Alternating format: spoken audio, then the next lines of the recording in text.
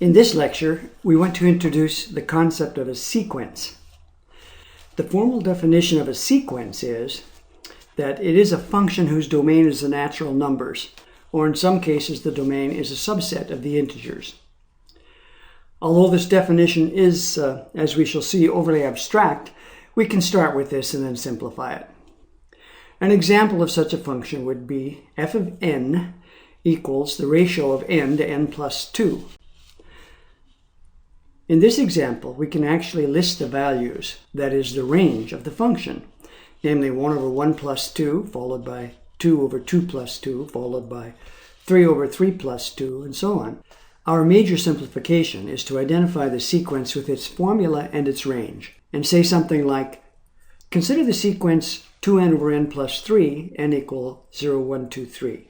Or we can just list the range, 0, 2 over 4, 4 over 5, 6 over 6, and so on. And it's more or less universal to enclose the definition of the function and the values of the range in curly brackets. So let's look at this carefully. We give the formula and the domain of the function in the first expression.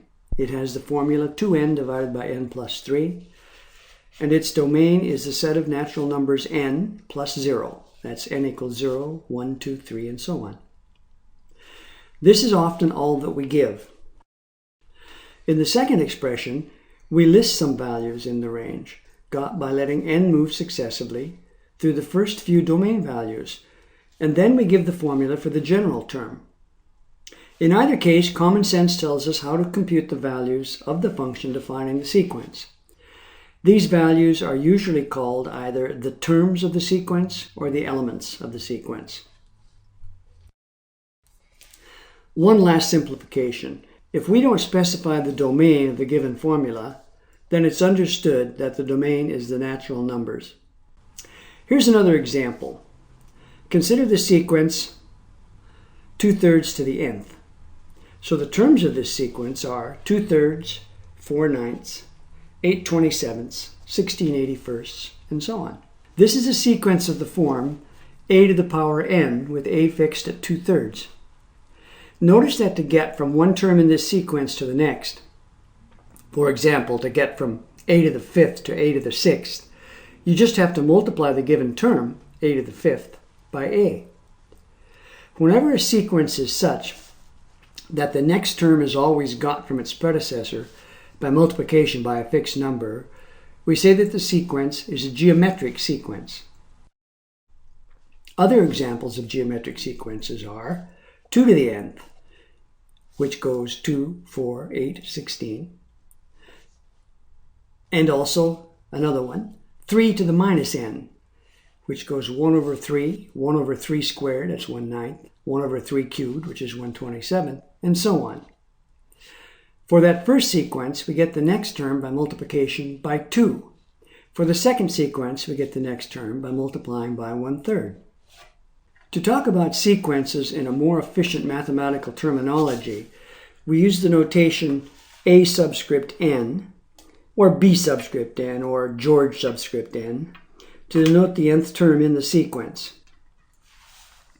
For example, if our sequence is the geometric sequence 2/3 to the nth, then for this particular sequence, in this new notation, we could write the sequence by just giving the rule for the nth term, a subscript n equals 2/3 to the nth, and then specify the domain, n equals 1, 2, and so on.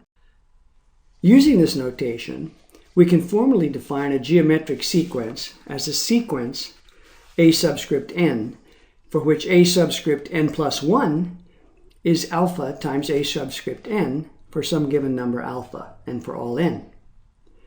Of course, if we know a1 and alpha, then we can generate any term in the sequence. This formula for computing an plus 1, if you know an, is another way to define a sequence which doesn't involve giving a formula for the nth term. For example, suppose I tell you that the sequence bn is defined as follows.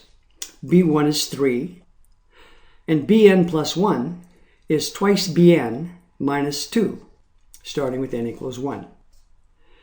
Then we can generate as many terms as you like from this recursive definition. b1 equal 3 is given. From the recursion formula that bn plus 1 is twice bn minus 2, taking n equal to 1, we get b2 is twice b1 minus 2, which is 6 minus 2 equals 4. Then we take n equals 2 in the recursion formula to get b3 equals twice b2 minus 2, which turns out to be 6. And then you can take n equals 3 in that recursion formula, and that tells you that b4 is twice b3 minus 2, which is 10. And it's clear that we can eventually find any term in the sequence given enough time, even though we don't have a formula for computing the nth term. We can in fact find a formula for this sequence, but let's not go there at this time. Here is another very famous recursively defined sequence, this time involving the previous two predecessors. an plus 1 is the sum of an minus 1 and an. a1 is 1 and a2 is 1. And you start with n equals 1. So we can write out a few terms. a1 is 1, a2 is 1, that's given. And then a3 is the sum of the previous two terms, both of which were 1. So a3 is 2. And then each successive term is the sum of the previous two terms. So you get 3, 5, 8, 13, and so on. This is the famous Fibonacci sequence, presented by Leonardo Fibonacci, also known as Leonardo of Pisa since he lived there. And it was the solution of the following problem. You have two rabbits, one male, one female. Suppose they live forever, a typical silly assumption we have to make in pure mathematics. And each month, each mature pair produces a new pair, which begins mating and reproducing when they are 2 months old. If each value of n represents a new month, the Fibonacci sequence gives the number of rabbit pairs in each month. Well, it's not exactly a world-shaking applied example, but if you start thinking about the population of pine beetles or mosquitoes as a sequence, then similar principles apply and you can get a model for the development of such a population. For example, a simple model for the growth of a population of bacteria, insects, humans, fish, whatever, is based on the idea that at regular intervals of time you measure the population. Your first measurement is labeled P1, your next measurement is labeled P2, and so on. Then the model postulates that the increase in the population over a single time interval is based on the population at the beginning of this time interval. The point being that the more population, the more breeding pairs. So in mathematical terms, this is stated as Pn plus 1 minus Pn is beta times Pn with P1 given. And the number beta, which is positive, represents the excess of births over deaths over one time interval. And that's determined by gathering a lot of field data for the actual population. This represents a geometric series given by the recursive formula. Pn plus 1 is 1 plus beta times Pn. And so you generate the sequence P1, 1 plus beta times P1, 1 plus beta squared times P1, and so on, to give your population after 3 time intervals. The nth term will be 1 plus beta to the nth power P1, and that will be the population after n time intervals. Now 1 plus beta is a number bigger than 1, and it's intuitively clear that the powers of 1 plus beta get larger and larger without bound. This means that every population should grow until it consumes all of its resources and dies out. Thomas Malthus was a brilliant and highly educated Anglican parson who studied this model and came to the conclusion that the human population was doomed, a prediction he published in 1798. This model and its prediction of catastrophe is often referred to as the Malthusian model. To quote, "The power of population is so superior to the power of the earth to produce subsistence for man that premature death must in some shape or other visit the human race. The vices of mankind are active and able ministers of depopulation. They are precursors in the great army of destruction and often finish the dreadful work themselves. But should they fail in this war of extermination, sickly seasons, epidemics, pestilence, and plague advance in terrific array, and sweep off their thousands and tens of thousands.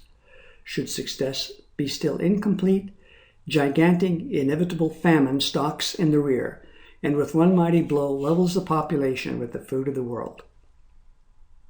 Quite depressing.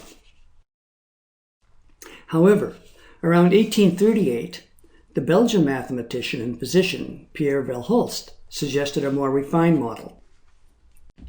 He suggested that the population at time n plus 1, Pn plus 1, should be 1 plus beta times Pn minus capital K times Pn squared. So he added a negative term representing a decline in breeding due to overcrowding and lack of resources. For example, poor housing, little food, poor sanitation. The constant K is assumed very small relative to beta, so the population will grow until that square of the population, beside the K, overcomes the relative smallness of K. Amazingly, this sequence does not grow without bound under reasonable conditions, and the values Pn instead lie on a special S-shaped curve called the Logistic Curve.